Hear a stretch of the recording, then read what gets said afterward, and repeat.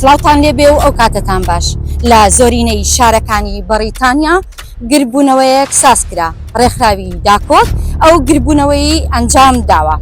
کاردیفیش بێبەش نییە چالاکوان لێرە ئامادەییان هەیە دژی درێژکردنەوەی ماوەی زیندانی شێروان شێروانێ و ئومێد بەرۆشکێ ڕای چالاکوان وەردەگرین و دەچینە لایەن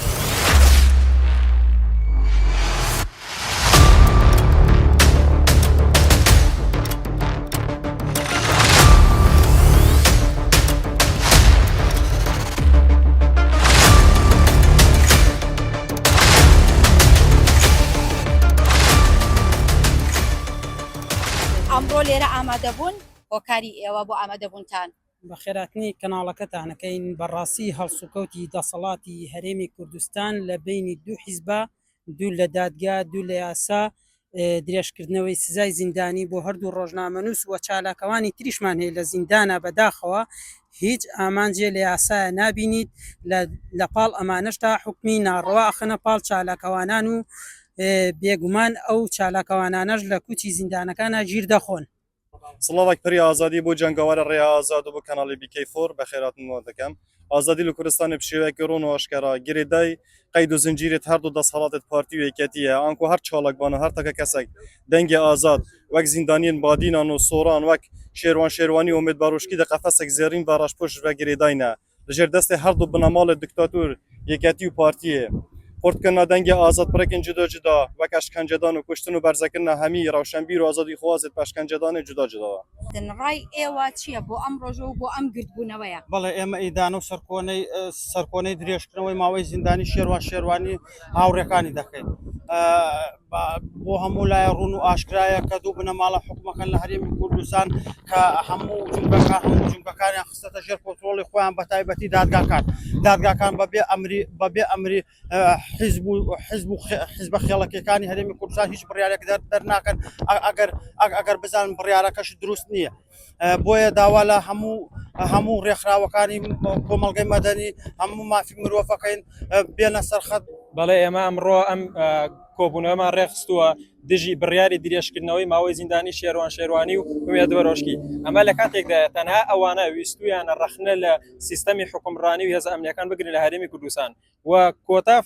پۆستی شێروان شێروانی لە فەیسبوک چی نووسیوە تەنها داوای لە یاسادانەران کردووە کە داوا لە سەرانی دەسەڵات بکەن و پرسیاریان لێ بکەن سەبارەت بە کوشتنی ڕۆژنامەنووسان و چالاکوانانی بواری مافی مرۆڤ ئایا تەنها ئەم داواکاریە ئەبێتە هۆی ئەوەی کە حکوومەت و سەرانی دەسەڵات ئەمە بە بشێوی ناوزەند بکەن و ببێتە هۆکاری گرتنی کە ماوەیەکی زۆرە گیرا و هێشتا دیاریش نییە کەکەی ئازا دەکرێت پێتان وایە و دەسەڵاتە دەیانەوێت چی بکەن چی پیشانی چینی داهاتوو گەنجان بدەن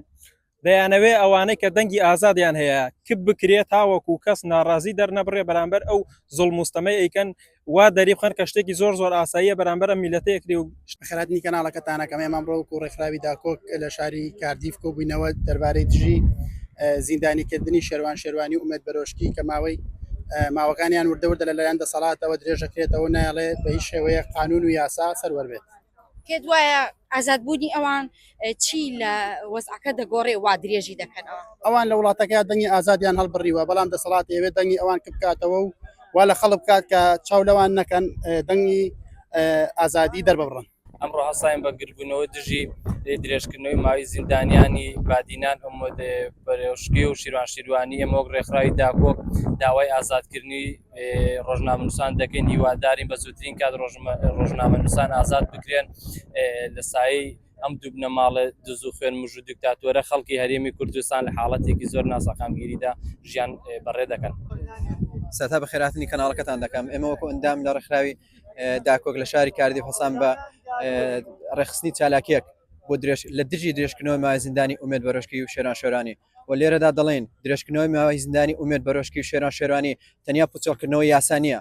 بەڵکو سلماندنی پەخستنی سیستەمی دەنگی ئازادە لە هەرێم دەرخەری ئەو ڕاستیە کە سیستەمی دادوەری لە هەرێم تەنیا جۆرێک دارایی سیاسیە بۆ پاتە دەسەڵاتدارەکان ئەو ئاگرێک کە لە چاوی ئەمانەدا دەدرێوشێتەوە ئەو هێزە نەمرەیە کە سیستەم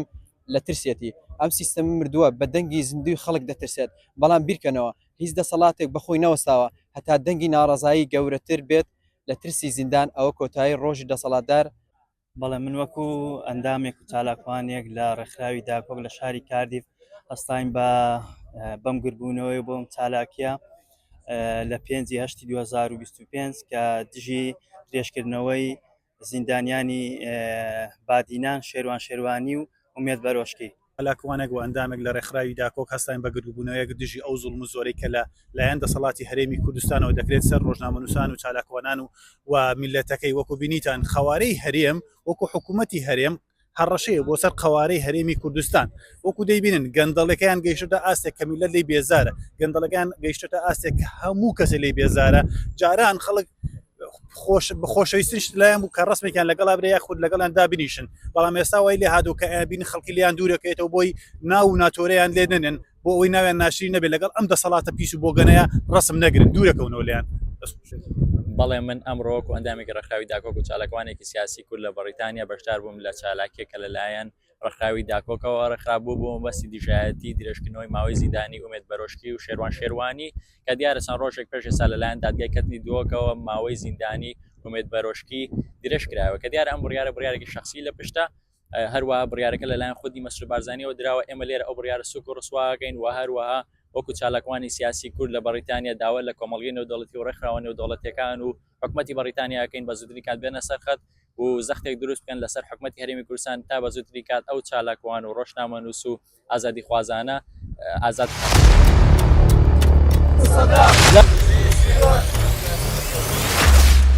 ئەمە لە کاتێکدایە کە ڕێکخراوی لێبوردنی نێودەوڵەتی ئاشکرای کردووە پرۆژە یاسایی ئازادی ڕادەربڕین کۆتوبەندی بێپاسا و بۆ ئازادی ڕادەربڕین و خۆپیشاندانی ئاشتیانە دروست دەکات و دەڵێت پرۆژە یاسا